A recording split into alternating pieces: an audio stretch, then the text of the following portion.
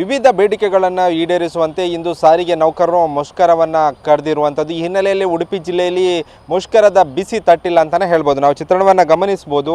ನಾವೀಗ ಇರುವಂಥದ್ದು ಉಡುಪಿಯ ಪ್ರಮುಖ KSRTC ಬಸ್ ನಿಲ್ದಾಣದಲ್ಲಿರುವಂಥದ್ದು. ನಾವು ಚಿತ್ರಣವನ್ನು ಗಮನಿಸ್ಬೋದು. ಕೆಲವೊಂದು ಬಸ್ಸುಗಳ ಸಂಖ್ಯೆ ಕಡಿಮೆ ಆಗಿದೆ ಮತ್ತು ಬಸ್ಸುಗಳ ಒಂದು ಟೈಮಿಂಗ್ ಸ್ವಲ್ಪ ಬದಲಾವಣೆ ಆಗಿದೆ ಹೊರತುಪಡಿಸಿದರೆ ಯಾವುದೇ ಒಂದು ಇಲ್ಲಿ ಮುಷ್ಕರದ ಬಿಸಿ ತಟ್ಟಿಲ್ಲ ಅಂತಲೇ ಹೇಳ್ಬೋದು. ಬೇರೆ ಬೇರೆ ಜಿಲ್ಲೆಗಳಿಗಾಗಿರ್ಬೋದು, ಬೇರೆ ಬೇರೆ ಪ್ರದೇಶಗಳಿಗೂ ಕೂಡ ಈಗ ಖಾಸಗಿ ಸರ್ಕಾರಿ ಬಸ್ ಓಡಾಡ್ತಿರುವಂಥದ್ದು ನಾವು ಚಿತ್ರಣವನ್ನು ಗಮನಿಸ್ಬೋದು. ಸಾಕಷ್ಟು ಪ್ರಯಾಣಿಕರು ಒಂದು ಸರ್ಕಾರಿ ಬಸ್ಸನ್ನು ಅವಲಂಬಿತರಾಗಿರೋದ್ರಿಂದ ಬಸ್ ಕೂಡ ಓಡಾಟ ಮಾಡ್ತಿದೆ ಅಂತಲೇ ಹೇಳ್ಬೋದು. ಇಲ್ಲಿಯ ಹಿರಿಯ ಅಧಿಕಾರಿಗಳು ಹೇಳಿರುವ ಪ್ರಕಾರ ಯಾವುದೇ ಒಂದು ಮುಷ್ಕರದ ಬಿಸಿ ತಟ್ಟಿಲ್ಲ ಅಂತಲೇ ಹೇಳ್ಬೋದು. ಇಂದು ಬೆಳಗಿನಿಂದಲೂ ಕೂಡ ಬಸ್ ಸಂಚಾರ ಎಂದಿನಂತೆ ಓಡಾಟ ಮಾಡ್ತಿರುವಂಥದ್ದು. ಆದರೆ ಕರಾವಳಿ ಜಿಲ್ಲೆ ಉಡುಪಿಯಲ್ಲಿ ಖಾಸಗಿ ಬಸ್ಗಳನ್ನು ಅವಲಂಬಿತರಾಗಿರೋದ್ರಿಂದ ಹೆಚ್ಚಿನ ಜನರು ಖಾಸಗಿ ಬಸ್ನಲ್ಲೇ ಓಡಾಟ ಮಾಡ್ತಾರೆ ಮತ್ತು ಕೆಲವೊಂದು ಪ್ರದೇಶಗಳಿಗೆ ಅಂದರೆ ಹೊರ ಒಂದು ಜಿಲ್ಲೆ ಆಗಿರುವಂಥ ಅಥವಾ ಕಾರವಾರ ಆಗಿರ್ಬೋದು ಅಥವಾ ಇನ್ನಿತರ ಶಿವಮೊಗ್ಗ ಇನ್ನಿತರ ಪ್ರದೇಶಗಳಿಗೆ ಸರ್ಕಾರಿ ಬಸ್ಸುಗಳು ಏನೋ ಓಡಾಟ ಮಾಡುತ್ತೆ, ಅದು ಎಂದಿನಂತೆ ಓಡಾಟ ಮಾಡ್ತಿರುವಂಥದ್ದು ನಾವು ಚಿತ್ರಣವನ್ನು ಗಮನಿಸ್ಬೋದು.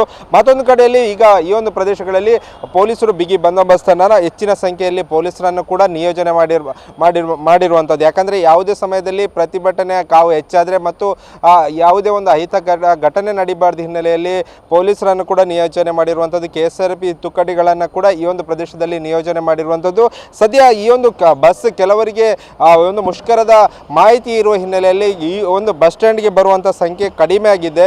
ಆದರೆ ಕೆಲವರಿಗೂ ಈಗ ಬಸ್ ಇರುವ ಹಿನ್ನೆಲೆಯಲ್ಲಿ ಕೆಲವೊಂದು ಪ್ರಯಾಣಿಕರು ಇದನ್ನೇ ಬಸ್ಸನ್ನು ಅವಲಂಬಿಸಲಾಗಿರುವಂಥದ್ದು. ಸದ್ಯ ಇಲ್ಲಿ ಉಡುಪಿಯಲ್ಲಿ ಈಗ KSRTC ಒಂದು ಸಾರಿಗೆ ನೌಕರರ ಮುಷ್ಕರ ಏನಿದೆ ಅದಕ್ಕೆ ಸಂಬಂಧಿಸಿದಂತೆ ಯಾವುದೇ ಬಿಸಿ ತಟ್ಟಿಲ್ಲ ಅಂತಲೇ ಹೇಳ್ಬೋದು.